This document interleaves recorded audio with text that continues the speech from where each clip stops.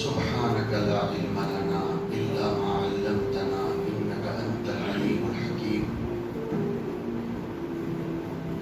سبحان الله وبحمده سبحان الله العظيم. الحمد لله رب العالمين، وصلى الله وسلم على نبينا وحبيبنا وشفيعنا وقائدنا وقائد الغر المحجلين محمد بن عبد الله الأمين وعلى آله وأصحابه ومن تبعهم بإحسان إلى يوم الدين. أما بعد، فأعوذ بالله من الشيطان الرجيم. بسم الله الرحمن الرحيم. لقد كان لكم في رسول الله أسوة حسنة لمن كان يرجو الله واليوم الآخر وذكر الله كثيرا. وقال النبي صلى الله تعالى عليه وآله وسلم: لا يؤمن أحدكم حتى أكون أحب إليه من والده وولده والناس أجمعين. وقال عليه الصلاة والسلام: لا يؤمن أحدكم حتى يكون هواه تبعا لما جئت به، أو كما قال عليه الصلاة والسلام. گرامی قدر علماء کرام، بہت پیارے بھائیوں، دوستوں اور بزرگوں، اللہ تبارک و تعالیٰ کو انسانوں سے ایک تو عمومی محبت ہے اور ایک خصوصی محبت ہے۔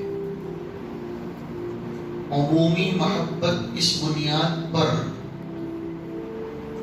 کہ انسان کو حق تعالی شانہ نے اپنے ہاتھوں سے بڑے پیار، جذبے اور بڑے بلند پایا مقاصد کے ساتھ پیدا فرمایا۔ خلقت بیدی، یہ الفاظ قرآن کریم کے ہیں۔ پھر جب کوئی انسان صفات سے متصف ہو جائے، اپنے اندر خوبیاں پیدا کر لے، تو حق تعالی شانہ کو اس سے خصوصی محبت اور پیار ہو جاتا ہے۔ بات سمجھنے کی ہے۔ ہمارے بزرگوں نے لکھا کہ ایک تو حق تعالی شانہ کی معیت، اللہ کا ساتھ، اللہ تبارک و تعالی کی نگہداشت عام طور پر ہے۔ وَهُوَ مَعَكُمْ أَيْنَمَا كُنْتُمْ، یہ ہے معیت عامہ۔ کوئی لفظ اگر گرا گزرے تو پریشان نہ ہو، میں اس کو سمجھانے کی کوشش کروں گا۔ معیت عامہ کا مطلب یہ ہے کہ ایک تو یہ ہے کہ اللہ دنیا کے ہر انسان کو اپنے کیمرے میں لیے ہوئے ہیں، چاہے وہ ان کا وفادار ہو، چاہے وہ اپنے کرتوت کی بنیاد پر ان کا غدار ہو، اور اپنے خود کے خیالات و نظریات، اعمال و افکار کی وجہ سے ان کی درگاہ و بارگاہ سے راندہ کر دیا گیا۔ وہ تو نہیں چاہتے کہ کوئی میری درگاہ سے دور ہو جائے، وہ تو نہیں چاہتے، لیکن ان کا اپنا ایک نظام ہے اور سسٹم ہے۔ مگر ایسے لوگ بھی جو خدائے تعالی شانہ کے غدار، بے وفا، ناشکرے ہیں، وہ بھی خدا کی واچ میں تو ہیں، اور خدائے پاک بقدر ضرورت ان کی رعایت بھی کرتا ہے۔ بقدر ضرورت میں بہت کچھ آ گیا۔ یہ جو سسٹم ہے جو میں نے 2-4 سطروں میں سمجھائی، اسی بنیاد پر وہ مادی رزق سے کھانے پینے کی چیزوں سے، صحت و تندرستی سے، سوچنے سمجھنے کی طاقت کی عنایت فرمائیوں سے صرف اپنوں ہی کو نہیں نوازتا، غیروں کو بھی نوازتا ہے.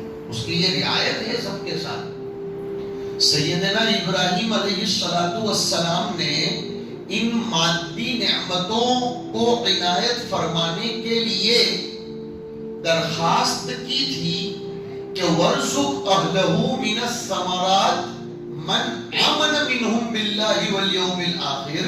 لیکن یہی معیت عامہ تھی، یہی نگہداشت عام تھی جس کو میں نے اپنے بیان کے شروع میں کہا وہ عمومی محبت تھی. تو فرمایا کہ نہیں، وَمَنْ كَفَرَ، جو مجھ سے غداری کرے گا اس کو بھی میں تندرستی تو دوں گا، اس کو کھانا پینا بھی دوں گا، اس کو فکر کی طاقت سے بھی نوازوں گا، اس کو گیسنگ پاور بھی دوں گا، اس کو لاجیکلی پوائنٹ میں ایکسپرٹنیس بھی دوں گا. سنیے آگے، اگر اللہ صرف قوت فکریہ اپنوں ہی کو دیتے تو غیر ایمان نہ لاتے اور قیامت کے دن ایکسکیوز کرتے کہ ہمارے پاس سوچنے سمجھنے کی تو نے طاقت ہی نہیں دی تھی اور ہم کو کچھ قوت نہیں دی تھی اور ہمیں وہ پاور نہیں دیا تھا، لہذا ہم ایمان نہیں لائے، تو اس میں ہمارا قصور نہیں ہے، تو نے ہمیں اس بنیادی نعمت سے محروم رکھا تھا. لیکن نہیں، اس نے عام محبت کی چادر میں سب کو ڈھانپا تو ہے. شیخ سعدی علیہ الرحمہ جن کا ایک شعر قسم خدا محبت خداوندی اور عشق الہی میں ڈوب کر لکھا گیا ہے. شیخ سعدی کا جو ایک شعر ہے، انہوں نے اوستا کے پہلے ہی صفحے پر لکھا ادیم زمین سفر عام اوست بری خان اغما چے دشمن چے دوست. کہ روئے زمین اللہ کا عمومی دسترخوان ہے، اس پر کیا دشمن کیا دوست سب آتے جائیں کھاتے جائیں. اگر صحت کی دولت فکر کی دولت سے فرعون کو بھی محروم رکھا جاتا تو وہ قیامت کے دن یہ کہتا کہ میرا کوئی قصور نہیں ہے، میں ایمان نہیں لایا اس لیے کہ میرے اندر سوچنے سمجھنے کی طاقت ہی نہیں رکھی تھی. اس لیے یہ علمی بحث ہے، ایک آدھ منٹ میں اس کو کہہ کر آگے بڑھ جاؤں گا. علماء کرام بھی محظوظ ہوں گے کہ ایک ایمان تقلیدی ہوتا ہے اور ایک ایمان تحقیقی ہوتا ہے. عوام کے لیے تو تقلیدی ایمان چلنے کے درجے میں چل جائے گا، لیکن علماء کے لیے تحقیقی ایمان کا مکلف کیا گیا ہے اور وہ تحقیق میں استدلال عیانی بھی آتا ہے، جس کی درخواست سیدنا ابراہیم علیہ السلام نے فرمائی تھی ربی ارینی کیف تحیی الموتى قال اولم تؤمن قال بلی ولکن لیطمئن قلبی. یہ تحقیقی، یہ حق تعالی شانہ کی طرف سے کچھ کم لوگوں کا جب سلیکشن ہو جاتا ہے. میں نے جو لفظ کہا کہ حضرت شیخ سعدی رحمۃ اللہ علیہ عشق الہی میں ڈوبے ہوئے تھے، اسی پر سے آج کے دن کی مناسبت سے بات یاد آ گئی، وہ بھی کہتا چلوں تاکہ حضور کی نسبتوں میں میری اور آپ کی کچھ بلندی ہو جائے. حضرت امیر خسرو رحمۃ اللہ علیہ کا نام تو تقریباً لوگوں نے سنا ہے. ان کے پیر صاحب کے خواجہ نظام الدین اولیاء رحمۃ اللہ علیہ. جب امیر خسرو اتنے بڑے ہیں لیکن اللہ والوں کے قدموں میں، اور ایسے اللہ والے جو روک ٹوک کرتے ہوں، آج کل لوگ ایسے اللہ والے تلاش کرتے ہیں جو اپنے چھوٹوں کی ہاں میں ہاں ملاتے ہوں. بقول ہمارے حضرت مولانا سید ذوالفقار صاحب رحمۃ اللہ علیہ کے کہ انتلیل ربط ربتہا کا دور ہے کہ اب چھوٹے بڑوں کو اپنا تابع کرنا چاہتے ہیں، اولاد بھی اپنے باپ کو اپنے تابع کرنا چاہتی ہے کہ میں ابا کی ہاں میں ہاں نہ ملاؤں، ابا میری ہاں میں ہاں ملائے. شاگرد اور تلامذہ یہ چاہتے ہیں اساتذہ ہماری ہاں میں ہاں ملائے، ہم ان کی ہاں میں نہ ملائیں. اگر وہ ہمارے تابع ہو جائیں، چاہے وہ ہمارے مذہومہ خیالات ہوں افکار ہوں تو ہم ان کے ہیں، ورنہ ہم ان کو اپنی لسٹ سے خارج کر دیں گے. یہ مصیبت ہے. لیکن حضرت امیر خسرو رحمۃ اللہ علیہ اتنے بڑے درجے کے تھے، خواجہ نظام الدین اولیاء رحمۃ اللہ علیہ کے قدموں میں جا گرے. اب نبی پاک علیہ السلام کی منقبت میں امیر خسرو بہت بڑے شاعر بھی تھے، ان کے اشعار بھی ہیں. انہوں نے رباعی اشعار کا ایک کلام پیش فرمایا، 4 پر مشتمل، رباعی، 4 بولتے ہیں. خواجہ نظام الدین رحمۃ اللہ علیہ نے فرمایا بیٹے امیر خسرو وہ بات نہیں ہے جو شیخ سعدی کے 4 اشعار میں ہے. انہوں نے اور پیش کیے اور پیش کیے، پیش کرتے چلے گئے، لیکن خواجہ نظام الدین رحمۃ اللہ علیہ کی بارگاہ سے وہ توثیق نہ مل پائی. تصویب تو ہوئی لیکن توثیق نہ مل پائی جو شیخ سعدی رحمۃ اللہ علیہ کے اشعار میں تھی. کہا وہ کون سے اشعار ہے؟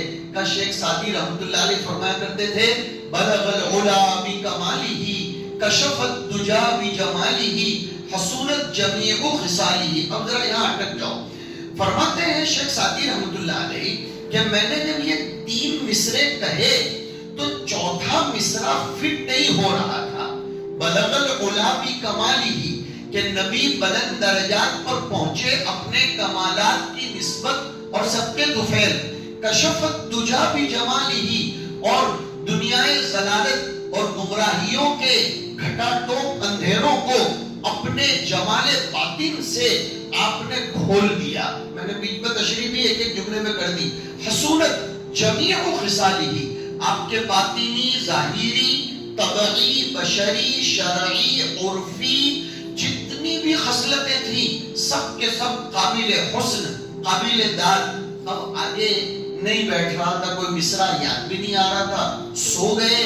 دیکھتے ہیں خود شیخ سعدی رحمۃ اللہ علیہ دربار سجا ہوا ہے، نبی اکرم صلی اللہ علیہ وسلم تشریف فرما ہے اور شیخین بھی تشریف فرما ہے، سیدنا ابو بکر و عمر رضی اللہ تعالیٰ عنہما. کہا سعدی اپنے اشعار پیش کرو. شیخ سعدی نے پیش کیے اور فرمایا حضرت آخری مصرع فٹ نہیں بیٹھ رہا ہے. کہہ کیوں نہیں دیتے کہ صلو علیہ وآلہ، کہ جب آپ پڑھ لیجئے درود شریف ایک مرتبہ، اللہم صلی وسلم وبارک علی سیدنا و مولانا محمد عبدک و رسولک وصلی علی المؤمنین والمؤمنات والمسلمین والمسلمات. یہ پہلے 3 مصرے استحقاق پیدا کرتے ہیں حضور پر درود و شریف کثرت سے پڑھنے کے. یہ ہم اس کی تشریح کر رہے ہیں کہ جب حضور اتنے بلند و بالا ذات والا صفات ہیں، بیان جہاں سے شروع ہوا تھا وہاں پھر لے آیا کہ اللہ کی محبت عامہ، اللہ کی توجہ عام یہ دنیا کے ہر انسان کو میسر ہے، اس لیے کہ وہ آدم کی اولاد ہے. لیکن خصوصی محبت صفات کی بنیاد پر ہوتی ہے. ایک جملہ سنتے چلے جائیے، انسان میں ہو چاہے وہ ذی روح انسان ہو، چاہے غیر ذی روح اشیاء ہو، کوئی سی بھی چیز لے لو، اگر کمال پیدا کرنا ہے تو ذات کی بنیاد پر نہیں ہوتا، صفات کی بنیاد پر کمال پیدا ہوتا ہے. یہی سے تجزیہ کر لیں آج کے دن کہ محمد ابن عبداللہ ذات تھے 40 سال تک، لیکن 40 کے بعد محمد رسول اللہ صفت بن گئے تو اب اسوۃ حسنہ بن گئے. اس لیے قرآن کریم نے یہ نہیں کہا کہ لقد کان لکم فی محمد ابن عبداللہ اسوۃ حسنہ، بلکہ یہ فرمایا لقد کان لکم فی رسول اللہ اسوۃ حسنہ. کیا کمال کر دیا ہے. حضرت اقدس تھانوی رحمۃ اللہ علیہ نے فرمایا کہ جو شخص حضور کی تعریف، آپ کی سلطنت، آپ کی حکمرانی، آپ کی فرمانروائی اور آپ کی کمانڈرشپ اور آپ کی لیڈرشپ کی بنیاد پر کرتا ہو، اس کو کوئی ثواب نہیں ملے گا، وہ عند اللہ تقرب کا کوئی ذریعہ پیدا نہیں کر پائے گا. ہاں اگر وہ اس لیے حضور کی منقبت میں کلمات کہہ لیتا ہے، چاہے وہ منظوم کلام کہے یا منصور کلام کہے، مگر وہ اس نسبت پر کلام کرتا ہے کہ وہ محمد الرسول اللہ تھے، تو یہ اس کے لیے کام بن جائے گا.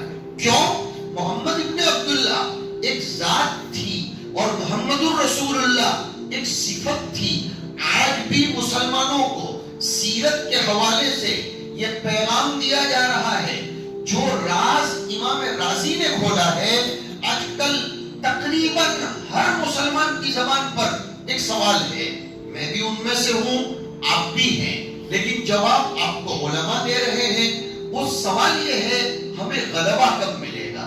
اور نمبر 2، ہم لوگوں کی آنکھوں میں چھپ رہے ہیں، بس کب جائیں گے؟ محبوب کب بن جائیں گے؟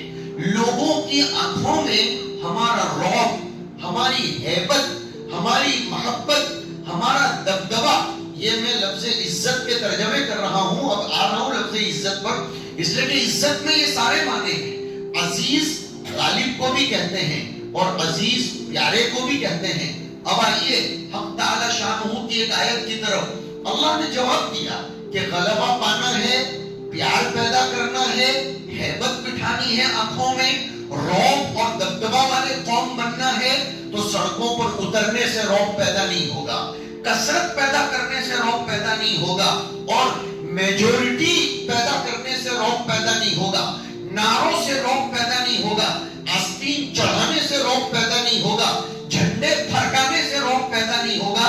قرآن کریم کے دسترخوان پر آؤ، وہ کہتا ہے وَلِلَّهِ الْعِزَّةُ وَلِرَسُولِهِ وَلِلْمُؤْمِنِينَ۔ راضی نے کمال کر دیا، فرمایا عزت کو، غلبے کو، پیار کو، محبت و دبدبے کو 3 لوگوں کے ساتھ خاص کیا، للہ، رسول اور مومنین۔ فرمایا اللہ کے لیے اس میں ذات کا استعمال کر کے بتا دیا کہ خدا کی عزت و غلبہ اس کی ذاتی ہے، کسی صفت کی بنیاد پر نہیں، لیکن رسول کو جو عزت و غلبہ ملتا ہے وہ اس کی وصف رسالت کی بنیاد پر، اس لیے نہیں کہ وہ محمد ابن عبداللہ تھے، اس لیے کہ وہ محمد الرسول اللہ تھے۔ اور اگر کسی قوم کو غلبہ چاہیے تو وہ اپنے اندر مومنین کی صفت پیدا کرے۔ یہ جو کچھ ظاہر میں ہم نظر آ رہے ہیں، معاف کریں گے، ہم مسلمان تو ہیں لیکن مومن ہیں کہ نہیں، اس پر خود ہمیں ہی سوالیہ نشان پیدا کرنا۔ اسی لیے میں نے آپ کے سامنے بخاری شریف کی 2 روایتیں پیش کی۔ کیا پیاری روایتیں ہیں اور کیا جوڑ ہے، ذرا دماغ حاضر رکھ کر اس کو سنیے، اس لیے کہ حضور کی باتوں میں قلب کو بھی بہت بڑا دخل ہے اور دماغ کو بھی دخل ہے۔ قلب یہ ذکر کرے گا اور دماغ یہ فکر کرے گا، اور اسلام دونوں سے مرکب ہے۔ اسلام ذکر سے بھی اور فکر سے بھی، اگر اکیلی فکر ہوگی اور اس کی پشت پناہی ذکر نہیں کرتا ہوگا تو باوجود بہت بڑے قلمکار ہونے کے، اور میں اشارے کرتے چلا جا رہا ہوں، بہت بڑے صاحب فکر ہونے کے، امت میں شعائر اسلامیہ اور اصطلاحات ایمانیہ کے باب میں گمراہی پیدا کرنے والا آدمی بن جاتا ہے۔ اور اگر نرا ذکر ہی ذکر ہوگا اور فکر نہیں ہوگا تو وہ رہبانیت کا علم بردار بنے گا۔ چنانچہ یہ 2 روایتوں کو سمجھیے، آئیے میں آپ کو دعوت دے رہا ہوں۔ حضور فرماتے ہیں پہلے تو لا یؤمن احدکم حتی اکون احب الیہ من والدہ وولدہ والناس اجمعین، کہ تم میں سے کسی کا ایمان، اس لیے کہ بیچ میں بحث چھڑ گئی کہ ہم مسلمان تو نظر آ رہے ہیں، کرتا پائجامہ پہن لیا جمعہ کے دن ماشاءاللہ، دال چاول بنا لیے اور سید الطعام یہ ہمارے دسترخوانوں پر نظر آنے لگا، اور ایسے موقعوں پر خود ساختہ عید کے موقعوں پر اور شریعت کی مقرر کردہ، اب یہاں میں نے لفظ ساختہ نہیں بولا، شریعت کی مقرر کردہ عیدین کے موقع پر ہم کچھ ذرا نظر تو آ جاتے ہیں کہ مسلمان ہیں، لیکن اندر کی حقیقت کیا ہے وہ کب مضبوط ہوگی؟ جس کی بنیاد پر عزت ملے گی وہ ہے جو میں نے 2 حدیثوں میں پیش کی۔ سب سے پہلے حضور نے فرمایا جب تک تمہارے نزدیک میری محبت ساری دنیا وما فیہا سے بڑھ کر نہ ہو جائے، اور دنیا وما فیہا میں والد یہ انسان کے اقرب ہے، پھر ولد اور دنیا بھر کے لوگ، ان سب سے زیادہ محبت جب تک حضور کی پیدا نہ ہو جائے تب تک آدمی مومن نہیں بن سکتا ہے۔ اور سفیان رحمت اللہ علیہ تو فرماتے ہیں کہ میں یہ کمال اور ناقص اور یہ اور وہ اس کے چکر میں بھی ڈالنا نہیں چاہتا ہوں، شریعت نے جو کہہ دیا بس ختم۔ وہ تو ایک معتزلہ اور کرامیہ کے رد کے لیے کامل اور ناقص کی بحث چھڑی جاتی ہے، ورنہ حقیقت یہ ہے حضور کی نص کو اپنے ظاہر پر رہنے دیجئے تو پتہ چلے گا ایمان یہ واقعتاً ایمان کہلائے جانے کے قابل نہیں بنتا ہے جب تک حضور کا مقام احبیت کے درجے تک نہ پہنچ جائے. اور کمال ہے حضور کے کلام میں کہ حتی اکون احب الیہ من والدہ و ولدہ. سوال پیدا ہوتا ہے انسان کو ماں باپ سے زیادہ محبت ہوتی ہے اولاد سے؟ تو دنیا بھر کا مشاہدہ ہے، سب کا مشاہدہ ہے. اسی لیے اولاد کا حصہ وراثت میں بھی زیادہ رکھا گیا ہے. یہ اور بات ہے کہ وہاں شان حاکمانہ کے پیش نظر یہ فرما دیا گیا کہ آباؤکم و ابناؤکم لا تدرون ایہم اقرب لکم نفعا، کہ جو ہم نے فرائض کا نظام بنایا ہے، وراثت میں جو نظام بنایا ہے، یہ بھی آپ کے بیان میں سن لیجئے کہ جو نظام وراثت کی تقسیم کا بنایا ہے، شوہر کو اتنا، بیوی کو اتنا، باپ کو اتنا، ماں کو اتنا، مذکر اولاد کو اتنا، مؤنث اولاد کو اتنا، سگے بھائی بہنوں کو اتنا، اور ماں شریک باپ شریک بھائی بہنوں کو اتنا اتنا. کبھی کبھی کور چشم اور کوتاہ فہم انسان کبھی کبھی اللہ کی طرف سے ہدایت کے نہ ملنے کے نتیجے میں اعتراض کر بیٹھتا ہے کہ سمجھ میں نہیں آتا، باپ کا حصہ کم ہے اور بیٹے کا حصہ زیادہ ہے. عقلی دلائل دیے ہیں علماء نے جس کا بھی موقع نہیں ہے پھر کسی اور موقع سے. لیکن میں نے ایک لفظ کہا تھا، قرآن کریم نے حاکمانہ شان میں فرما دیا لا تدرون ایہم اقرب لکم نفعا، اور لا تدرون فرمایا اس لیے کہ درایت عربی میں کہتے ہیں بتیرے کوشش کرنے کے بعد حاصل ہونے والے علم کو، کہ کتنی کوشش کر کے مر جاؤ گے پتہ نہیں چلے گا کہ انجام کے اعتبار سے تمہارے آبا تمہارے اقرب ہیں یا تمہارے ابنا تمہارے اقرب ہیں. چپ رہ جاؤ، یہ نظام ہمارا ہے. اس لیے آگے فرمایا فریضۃ من اللہ، یہ خدا کی شریعت ہے. اس آیت سے ایک سبق یہ بھی دیتا چلوں، اور شریعتوں پر کیوں، کیسے، کتنا، وائی، ہاؤ اور وچ، یہ سب سوال نہیں کرنے چاہیے. علم میں زیادتی کے لیے، معرفت میں وثوق کے لیے اور طمأنینت میں اضافے کے لیے بات اور ہے. لیکن نفس عبد خدا بننے کے لیے اور نفس امتی رسول بننے کے لیے کیوں کا سوال کیا؟ بھٹک جائیں گے. اس لیے کہ حضرت مولانا علی میاں صاحب نے تو کمال کر دیا ہے اس جملے میں. کیا کمال کر دیا ہے؟ فرمایا عبدیت جب تک پیدا نہیں ہوگی تب تک انسان خدائے پاک کی اتباع نہیں کر سکتا ہے. اور عبدیت کا اظہار دعا کی شکل میں ہوتا ہے اور امتی ہونے کا اظہار دعوت کی شکل میں ہوتا ہے. کیا بات ہے! خدا کا کامل بندہ بننا ہے تو آپ بندے ہیں کہ نہیں، وہ کب نظر آئے گا؟ جب آدمی خدا پاک کے سامنے گڑ گڑاتا ہوگا.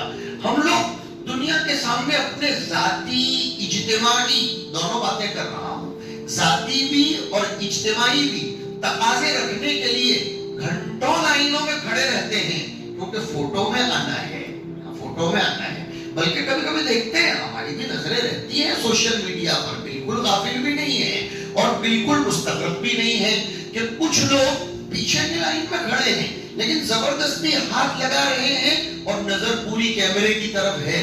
میرے بھائیوں، یہ کیا تماشا ہے کہ فوٹو کھچوانے ہیں یا الیکشن میں رائے عامہ کو ہموار کرنا ہے تو گھنٹوں لائنوں میں کھڑے رہیں گے.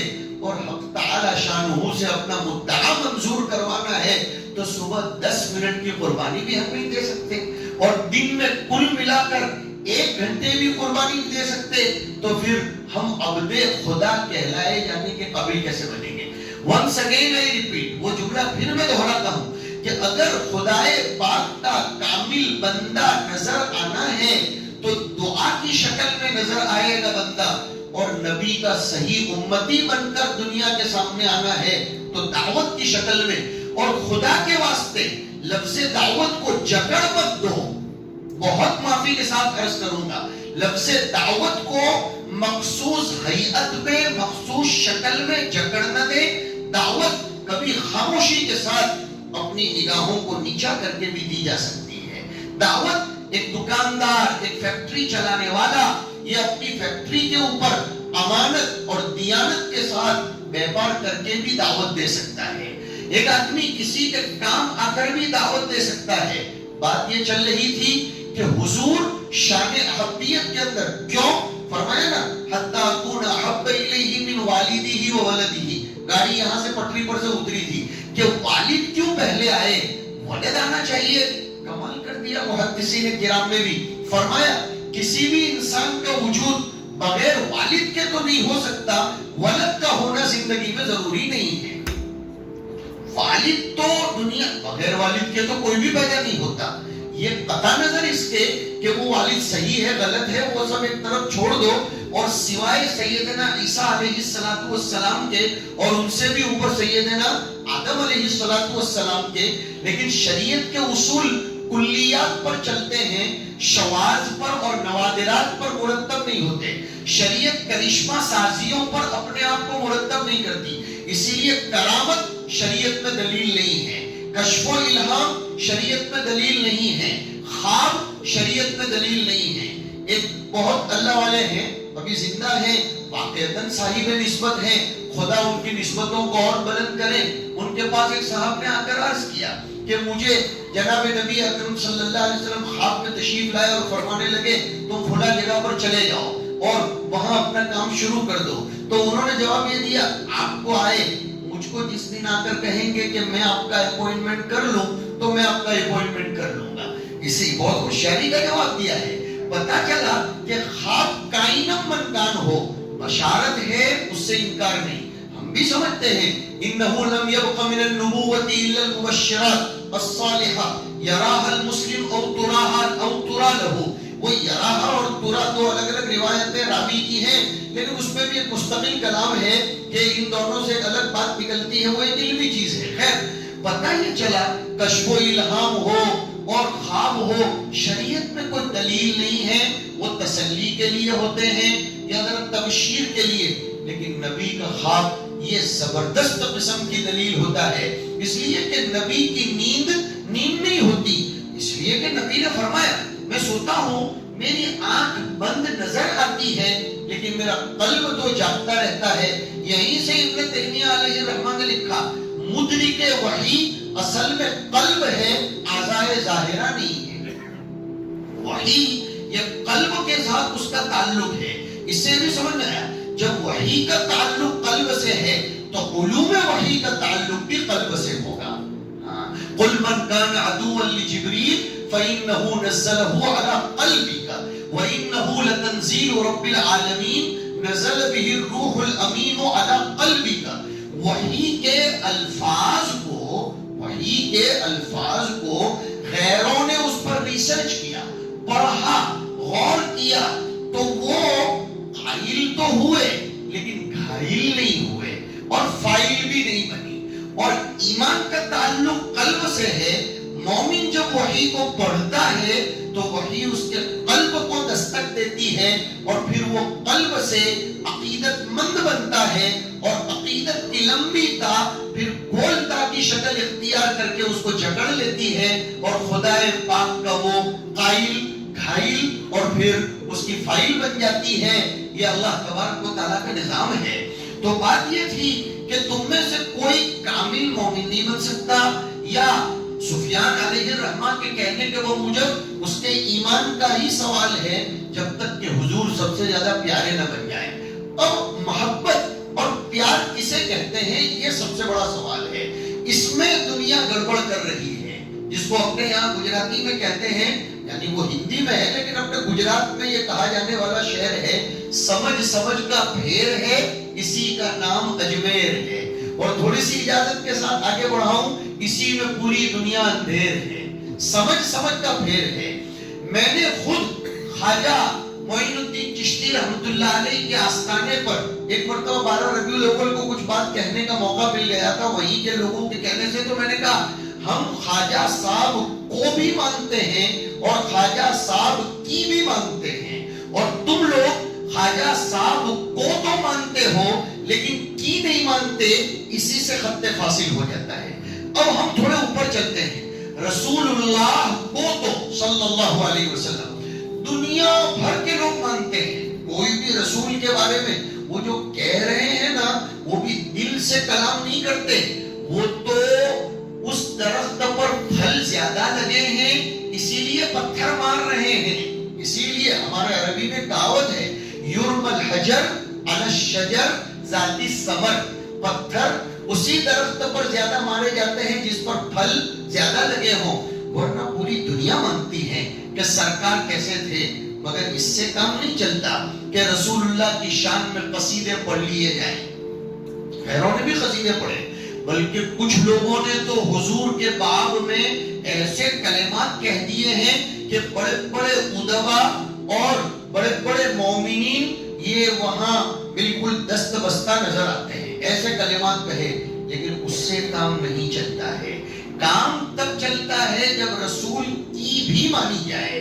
یہ فرمایا حتی اکون احب الیہ۔ اب جو میں نے اشارہ کیا تھا کہ دوسری حدیث شریف کو اس کے ساتھ جوڑو، لا یؤمن احدکم، اس حدیث میں بھی ہے، اور دوسری حدیث شریف جو پڑھی اس میں بھی فرمایا لا یؤمن احدکم حتی یکون ہواہ تبعا لما جئت بہ۔ ہماری کوتاہ نظر میں ہمارے بڑوں کی توجہات کے نتیجے میں بات یہ سمجھ میں آ رہی ہے، واللہ تعالی اعلم بالصواب، کہ حتی اکون احب الیہ کا معیار حتی یکون ہواہ تبعا لما جئت بہ وہ بتایا گیا ہے۔ اب ذرا اس کو 8-10 منٹ میں سمجھا کر گفتگو ختم کروں گا، لیکن اس کو خوب سمجھ لیجیے۔ حضور کی محبت ہمارے اور آپ کے دلوں میں کتنی ہے، اس کا تھرمامیٹر نہ میں آپ کے لیے طے کروں نہ آپ میرے لیے طے کریں، اس لیے کہ ویسے بھی محبت امر باطنی ہے۔ جب محبت حب الشیء یعمی و یصیب، یہ حدیث نہیں ہے، کسی بڑے کا ملفوظ ہے اور اس میں بھی الگ الگ، لیکن بات مبنی پر حقیقت ہے کہ کسی چیز کے پیچھے آدمی جب دیوانہ بن جاتا ہے، اور علامہ قاسم نانوتوی رحمۃ اللہ علیہ نے تو کمال کر دیا، یہ علماء دیوبند کیسے محبت میں ڈوبے ہوئے ہیں۔ فرمایا بخاری شریف پڑھاتے پڑھاتے کہ حب الرسول صلی اللہ علیہ وسلم من الایمان، کا محبت کو حب بولتے ہیں، ہا یہ حروف حلقیہ سے ہے اور با یہ حروف شفویہ سے ہے، اور مخارج کی ابتدا شفتین سے ہو کر حلق پر انتہا ہوتی ہے۔ پتہ چلا کہ نبی کی محبت یہ از ابتدا تا انتہا ہونی چاہیے، درمیان میں کہیں لٹکنا نہیں چاہیے، اور پھر اس میں بھی خا کو اختیار کر کے وسطیت کو پیش کیا گیا، اس لیے کہ خا اور ہا یہ بالکل نیچے گلے کے حصے سے ادا ہوتے ہیں اور باقی، لیکن یہ بالکل بیچ میں سے۔ پتہ چلا محبت میں اعتدال، محبت میں اعتدال کا کیا مطلب سمجھنے کی کوشش کریں، بات قیمتی ہے۔ محبت کی حد تک ہو، وہ محبت حضور کو الوہیت تک نہ پہنچا دے، اور محبت واقعتاً محبت ہو کہ حضور کو آپ کے مقام سے نیچے بھی نہ گرا دے۔ کمال کر دیا ہے، بات یاد آ گئی آپ حضرات کی برکت سے۔ علامہ یعقوب نانوتوی رحمۃ اللہ علیہ سے کسی بریلوی نے سوال کر لیا تھا کہ تم دیوبندی نبی علیہ السلام کو بشر مانتے ہو اور ہم نور کہتے ہیں، تم لوگ گستاخ ہو، نبی کو بشر کیسے کہتے ہیں؟ بڑے بڑے تھے، فرمایا بشر لا کل بشر کل یاقوت بین الحجر۔ کیا جواب دیا، بشر لا کل بشر، نبی بشر تو تھے لیکن عام بشر اور عام انسانوں کی طرح نہیں۔ آگے سنیے، آگے دلیل کیا مضبوط تھی۔ یاقوت، مرجان، عقیق، لولو، فیروز، یہ سب کے سب بھی پتھر ہیں، اسٹون، اس کا نام بھی تو اسٹون ہے، اور کپچی ریتی یہ بھی اسٹون ہے، لیکن یاقوت کی قدر و قیمت کروڑوں سے بھی بڑھ کر ہے۔ اور یہ کپچی اور ریتی کی قدر و قیمت کیا ہے، اس کو بیان کرنے سے بھی طبیعت مقدر ہو رہی ہے، اس کے قدر کے باب میں سمجھ میں آیا کہ انسان کو نبی اکرم صلی اللہ علیہ وسلم سے احبیت والا تعلق ہونا چاہیے۔ تو میں بتا یہ رہا تھا کہ ہم خود طے کریں کہ حضور کی محبت میرے آپ کے دل میں کتنی ہے، وہ خود حضور نے تھرمامیٹر بتا دیا، اس لیے کہ دنیا والوں کو تھرمامیٹر نہیں دیا ہے، پھر بھی تکفیر تک چلے جاتے ہیں، گستاخی رسول کے فتوے لگاتے ہیں وغیرہ وغیرہ۔ لیکن آؤ نا سرکار کے دسترخوان پر چلتے ہیں، آپ ہی بتا دیں گے کہ احبیت کس کی ہے۔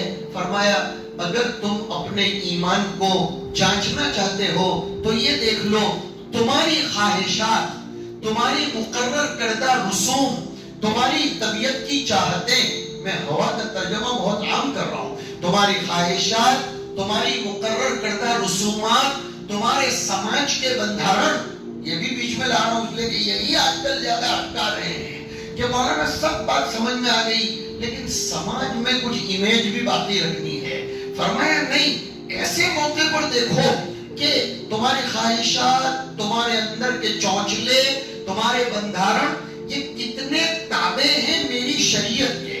اگر شریعت حاکم بن جائے اور یہ سب محکوم بن جائے تو میری طرف سے پروانہ ہے. کون کہہ رہا ہے؟ حضرت نبی پاک صلی اللہ علیہ وسلم. اور محبوب اگر یہ کہہ دے کہ میں نے تجھ کو اپنا محب مان لیا تو پھر دنیا کتنے بھی فتوے لگاتی ہو تو اس سے کیا فرق پڑ جاتا ہے. اور اگر محبوب راندے درگاہ کر دے تو دنیا کتنی محبت کے گن گاتی ہو اس سے کچھ فرق نہیں پڑتا. بیان کا خلاصہ آخری 4 منٹ میں یہ ہے کہ ہماری طبیعتوں کو شریعت کے تابع بنائیں گے تو نبی سے محبت کے گن گائے جانے کے ہم قابل بنیں گے. اور اگر ہماری طبیعت شریعت کے تابع نہیں ہے تو پھر محبت تو بہت بات کی چیز ہے، خود سوال کھڑا ہو جائے گا ایمان پر. حضرت اقدس مولانا مدنی نور اللہ مرقدہ سے کسی نے سوال کیا تھا کہ what is the definition of تصوفism؟ تصوف کسے کہتے ہیں؟ بہت سے لوگ تصوف کو نہیں سمجھتے اس لیے خامخواہ اس کے پیچھے پڑ جاتے ہیں. یہ قلبی حقیقت کا نام ہے جو ارباب قلوب سے ہی سمجھی جا سکتی ہے ورنہ الفاظ سے نہیں سمجھی جا سکتی ہے. یہ صاف بات ہے. تو حضرت مدنی رحمت اللہ علیہ نے فرمایا جس دن طبیعت شریعت کے تابع بن جائے سمجھ لو کہ آپ تصوف میں قدم رکھ چکے ہیں اور اس کے دریا میں جو بحر مواج ہے غوطہ زنی کرتے کرتے آگے بڑھتے جا رہے ہیں. کیا پیاری بات بتائی. آج یہ المیہ ہے، شادی بیاہ کے موقعوں پر سمجھ میں آ جاتا ہے کہ احبیت رسول ہے یا احبیت رسومات ہے. یہ 2 حدیثیں آج پلوں میں باندھ کر جاؤ. کون سی 2 حدیثیں جو خطبے میں پڑھی تھی اب آخر میں دوہرا دیتا ہوں آج کے دن کی مناسبت سے کہ کامل مومن بننا ہے تو نبی سب سے اوپر ہونے چاہیے، والدین سے بھی اوپر، اولاد سے بھی اوپر، بلکہ دنیا کے تمام لوگوں سے اوپر. نبی سب سے اوپر ہونے چاہیے. اور نبی اوپر ہونے چاہیے کا مطلب کیا؟ اب آ گیا. نبی کی چاہت سب کی چاہت پر مقدم ہونی چاہیے. اور نبی خدا کے پیارے، نبی سے محبت کر لی تو ہم خدا کے پیارے بن جائیں گے. اور خدا کے جب ہم محبوب بن جائیں گے تو محبوب کی منشا کے مطابق دنیا کے فیصلے ہوتے ہیں. خدا ہمارا محب بنے گا اور ہم اس کے محبوب بن جائیں گے. پھر ہمارے اشاروں پر دنیا کا نظام چلے گا. ہمارے اشاروں پر دنیا کا نظام چلے گا.